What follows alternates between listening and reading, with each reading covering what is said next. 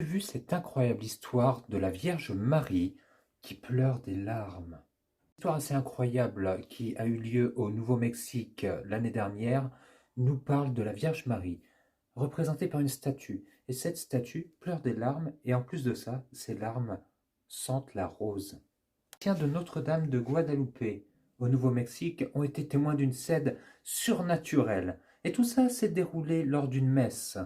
Le père José Pepe Segura a déclaré que c'est un de ses paroissiens qui l'a alerté, voyant que la statue pleurait des larmes. Et les gens se sont précipités pour recueillir ces larmes et s'en mettre sur eux. Le curé a rapporté à la presse locale que pour lui c'est un message de Dieu qui veut nous rappeler à nous tous d'arrêter de nous faire du mal et de nous rapprocher du Seigneur. Les jours qui ont suivi cet incroyable phénomène, les gens se sont précipités d'un petit peu partout.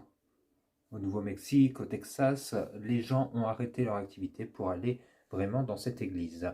Il y a même une femme qui a déclaré qu'elle avait sorti ses 5 enfants de l'école le jour même pour aller se recueillir devant la statue. C'est à ça, le diocèse de Las Cruces a ouvert une enquête pour savoir vraiment s'il n'y avait pas quelque chose derrière tout ça, quelque chose de plus rationnel. Mais selon eux, il s'agit là d'un vrai miracle.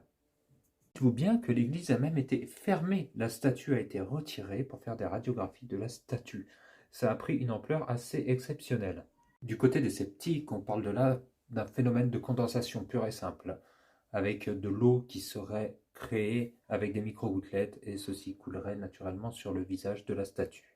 Mais alors vous, quelle est votre opinion sur ce phénomène, sur ce soi-disant miracle? Est-ce que vous êtes plutôt du côté des croyants et vous considérez ceci comme un miracle, comme un message de Dieu? Ou est-ce que vous êtes plutôt du côté des sceptiques? Il y a forcément une explication rationnelle à tout ceci. N'hésitez pas à me dire en commentaire ce que vous pensez. Abonnez-vous juste ici si vous voulez plus d'histoires dans le même genre. Et je vous dis à très bientôt.